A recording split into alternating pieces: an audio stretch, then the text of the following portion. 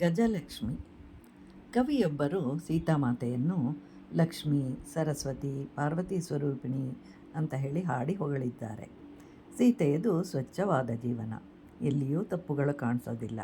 ಇಂತಹ ಸ್ವಚ್ಛತೆಗೆ ಸಂಕೇತ ಬಿಳಿಯ ಬಣ್ಣ, ಅದೇ ಸರಸ್ವತಿ ದೇವಿ, ಅಂದರೆ ಸರಸ್ವತಿ ಎಂಬ ರಾಮಾಯಣ. ಆದ್ದರಿಂದ ಸರಸ್ವತಿಯ ಕೈಯಲ್ಲಿರುವ ವೀಣೆಯು ರಾಮಾಯಣವೆಂಬ ಕಾವ್ಯವನ್ನು ರಚಿಸಿದೆ. ರಾಮಾಯಣವು ಮಹಾಲಕ್ಷ್ಮಿ. ಲಕ್ಷ್ಮಿಯು ಕ್ಷೀರಸಾಗರದಲ್ಲಿ ಜನಿಸಿದಳು. ಅದೇ ರೀತಿಯಾಗಿ ರಾಮಾಯಣವೆಂಬ ಕಮಲ ಪುಷ್ಪವು ವಾಲ್ಮೀಕಿ ಎಂಬ ಸಾಗರದಲ್ಲಿ ಜನಿಸಿತು. ಲಕ್ಷ್ಮಿಯು ಯಾವಾಗಲೂ ವಿಷ್ಣುವಿನ ವಕ್ಷಸ್ಥಳದಲ್ಲಿರ್ತಾಳೆ. ಅದೇ ರೀತಿ ರಾಮಾಯಣವೆಂಬ ಕಾವ್ಯವು ಎಲ್ಲರ ಕಂಠದಲ್ಲಿದೆ, ಅಂದರೆ ಹಾಡುವರು ಅಂತ ಅರ್ಥ. ಲಕ್ಷ್ಮಿಯು ಸರ್ವ ಸಂಪತ್ತನ್ನು ಅನುಗ್ರಹಿಸುವಳು. ಅದೇ ರೀತಿ ರಾಮಾಯಣವೂ ಸಂಪತ್ತನ್ನು ಕೊಡುತ್ತದೆ. ರಾಮಾಯಣ ಕಾವ್ಯವು ಪಾರ್ವತೀ ದೇವಿ. ರಘುವಂಶದ ಸ್ತ್ರೀಯರು ಪಾರ್ವತಿಯಂತೆ. ಪಾರ್ವತಿಯು ಪರ್ವತರಾಜನ ಮಗಳು. ಹಾಗೆ ರಾಮಾಯಣ ಕಾವ್ಯವು ಪ್ರಚೇತಸನಿಂದ ರಚಿಸಲ್ಪಟ್ಟಿತು.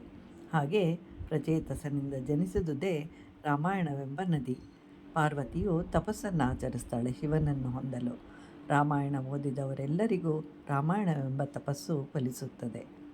ಮತ್ತೊಬ್ಬ ಕವಿಯು ಸೀತೆಯನ್ನು ಗಜಲಕ್ಷ್ಮಿಗೆ ಹೋಲಿಸಿದ್ದಾರೆ. ಕೈಕೇಯಿಯ ಆದೇಶದಂತೆ ರಾಮ, ಸೀತಾ, ಲಕ್ಷ್ಮಣರು 14 ವರ್ಷಗಳು ವನವಾಸಕ್ಕೆ ಹೊರಟರು. ಆದರೆ ಕೈಕೇಯಿ ರಾಮನಿಗೆ ಮಾತ್ರ ಕಾಡಿಗೆ ಹೋಗುವ ದಂಡನೆ ವಿಧಿಸಿದ್ದಳು. ಆದರೆ ಸೀತಾ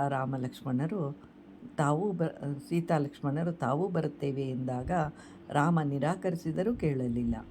ಆಗ ಸೀತೆಯು ತನಗೆ ಬೇಕಾದ ಕೆಲವೇ ವಸ್ತುಗಳನ್ನು ತೆಗೆದುಕೊಂಡು ಯಾವ ರಥದಲ್ಲಿ ಪ್ರಯಾಣ ಮಾಡಬೇಕು ಅಂತ ತಿಳಿದುಕೊಂಡು ಎಲ್ಲಿ ತನ್ನನ್ನು ಬಿಟ್ಟು ಹೋಗುವರೋ ಅಂತ ಹೇಳಿ ಎಲ್ಲರಿಗಿಂತಲೂ ಮೊದಲೇ ರಥವನ್ನು ಹತ್ತಿ ಕುಳಿತಾಗ ರಾಮನು ಒಂದು ಕಡೆ, ಲಕ್ಷ್ಮಣನು ಮತ್ತೊಂದು ಕಡೆಯಲ್ಲಿ ರಕ್ಷಣೆಗಾಗಿ ಬಿಲ್ಲನ್ನು ಹಿಡಿದು ನಿಂತಾಗ ಬಿಲ್ಲಿನ ಕೊನೆಯ ಭಾಗ ಆನೆಯ ಸೊಂಡಿಲಿನಂತೆ ಕಾಣ್ತಾ ಇತ್ತು. ಹೀಗೆ ಸೀತೆಯು ಗಜಲಕ್ಷ್ಮಿ ಅಂತ ಕಂಗೊಳಿಸುತ್ತಳು ಅಂತ ಹೇಳಿ ಕವಿಯ ಭಾವನೆ.